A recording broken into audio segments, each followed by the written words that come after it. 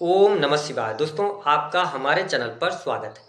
आज के इस कार्यक्रम में हम आपको जानकारी देने वाले हैं मंगल के गोचर के प्रभाव के बारे में। जी हाँ, मंगल ग्रह 23 फरवरी 2026 को कुंभ राशि में प्रवेश कर चुके हैं, जो कि यहाँ पर आगामी 2 अप्रैल 2026 तक गोचर करने वाले हैं। तो आइए जानते हैं कि आने वाले 40 से 45 दिनों तक मंगल आपको किस प्रकार से प्रभावित करेंगे। लेकिन उससे पहले यदि आप चैनल पर पहली बार विजिट कर रहे हैं तो चैनल को सब्सक्राइब कर लीजिएगा, नोटिफिकेशन बिल को ऑन कर लीजिएगा। देखिए, मिथुन राशि वालों, मंगल ग्रह 23 फरवरी से लेकर 2 अप्रैल तक कुंभ राशि में जब गोचर कर रहे हैं तो यहाँ पर राहु, सूर्य, बुध, शुक्र के साथ इनकी युति हो रही है। हालांकि शुक्र 1 मार्च को अपना राशि परिवर्तन कर जाएंगे, वही सूर्य जो है वो 15 मार्च को अपना राशि परिवर्तन करेंगे। अब देखिए, जब कुंभ राशि में सूर्य राहु एक साथ हैं तो ग्रहण योग भी यहाँ पे बन रहा है।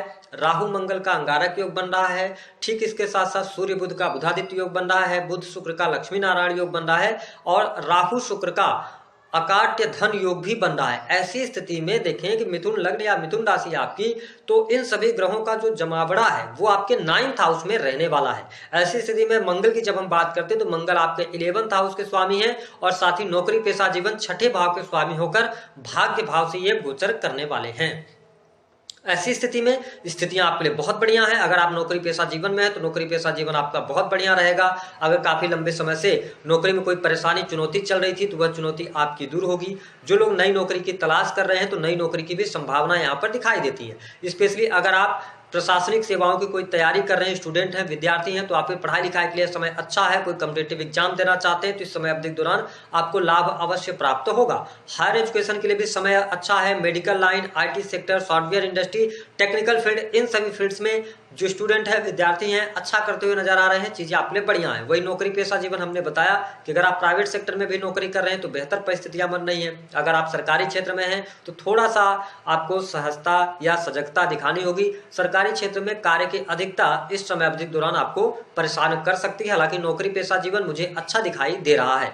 जब मंगल 9th हाउस से गोचर कर रहे हैं, राहु भी 9th हाउस में विराजमान है, ऐसी स्थिति में विदेशी भूमि से लाभ मिलता हुआ नजर आ रहा है। यदि आप काफी लंबे समय से प्रयास कर रहे थे विदेश जाने के लिए तो देखिए, आपके जो राशि के स्वामी हैं वो बुध बनते हैं और बुध भी 9th हाउस से गोचर कर रहे हैं। ऐसी स्थिति में विदेश यात्रा होना, ठीक है, लंबी दूरी की यात्रा यहाँ पर दिखाई देती है, धार्मिक यात्राएं दिखाई दे रही हैं। अब देखिए, यहाँ पे सबसे महत्वपूर्ण बात यह है कि मिथुन लग्न या मिथुन राशि के आप हैं तो देखिए, संतान की स्थिति बेहतर है।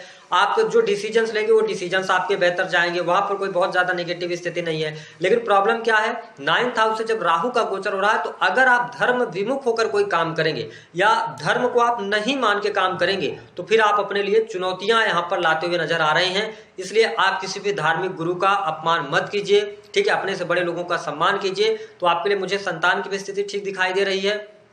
प्रेम संबंध में अनुकूलता मिलेगी, प्रेमी प्रेमिका के बीच में संबंध अच्छे रहेंगे, आप एक दूसरे के साथ में क्वालिटी टाइम स्पेंड करेंगे, लंबी दूरी की यात्रा भी कर सकते हैं। तो प्रेम संबंध अच्छा है आपके लिए, बढ़िया स्थिति बन रही है। संतान की स्थिति बढ़िया बन रही है, संतान प्राप्ति का योग भी। तो मिथुन राशि वालों, मंगल की जो चौथी दृष्टि का प्रभाव है ये आपके 12th हाउस पर दृष्टि डालेंगे। देखिए, मंगल की जो चौथी दृष्टि होती है ये प्रोटेक्शन का काम करती है। तो ऐसी स्थिति में जो लोग मेडिकल से जुड़े हुए हैं, इन्वेस्टमेंट पोर्टफोलियो के साथ में जुड़े हैं, उनके लिए यह गोचर लाभकारी सिद्ध अवश्य होगा। लेकिन साथ ही शनि की भी दृष्टि 12th हाउस पर है। ऐसी स्थिति में खर्च की अधिकता ये बढ़ा सकते हैं, यानी कि खर्च होगा। दूसरा, कोर्ट कचहरी आदि के मामलों में उलझ सकते हैं। तो मिथुन लग्न या मिथुन राशि के हैं तो आप कोशिश कीजिएगा कि जितना ज्यादा हो सके अपने आप को शांत रखेंगे तो आपके लिए चीजें बेहतर रहेंगी। ठीक, इसके साथ साथ अगर देखा जाए तो मंगल की जो 7वीं दृष्टि का प्रभाव रहेगा ये 3rd हाउस पर आपके लिए दृष्टि डालते हुए नजर आएंगे, जहां पर केतु ऑलरेडी विराजमान है। तो इस समय अवधि के दौरान आपको आलस्य करने से बचना चाहिए, क्योंकि आलस्य आप पर हावी हो सकता है। लेकिन अगर आप मेहनत के लिए तैयार रहते हैं, मेहनत करते हैं, एफर्ट्स डालते हैं तो उन एफर्ट्स का लाभ भी आपको अच्छा मिलेगा। जो लोग ऑनलाइन के माध्यम से कार्य करते हैं, सोशल मीडिया के माध्यम से काम कर रहे हैं, कंटेंट क्रिएशन का काम कर रहे हैं, फ्रीलांसिंग के कार्य क्षेत्र से जुड़े हैं, उनके लिए मंगल का यह गोचर शुभ रहने वाला है, आपके लिए लाभ देता हुआ नजर आएगा। मंगल की 8वीं दृष्टि आपके 4th भाव पर पड़ेगी। ऐसी स्थिति में संपत्ति का योग, ठीक है, धन लाभ का योग बनेगा। भूमि भवन वाहन से संबंधित आपके कार्य हो सकते हैं। साथ ही जो हमारे मिथुन लग्न या मिथुन राशि वाले हैं, थोड़ा सा माता की सेहत का ध्यान रखेंगे। बाकी सुख सुविधा के लिए अच्छा है। कोई ना कोई इलेक्ट्रॉनिक गैजेट्स भी आप इस समय अवधि के दौरान परचेज करेंगे या घर में रेनोवेशन वगैरह का भी काम यहाँ पर होता हुआ नजर आ रहा है।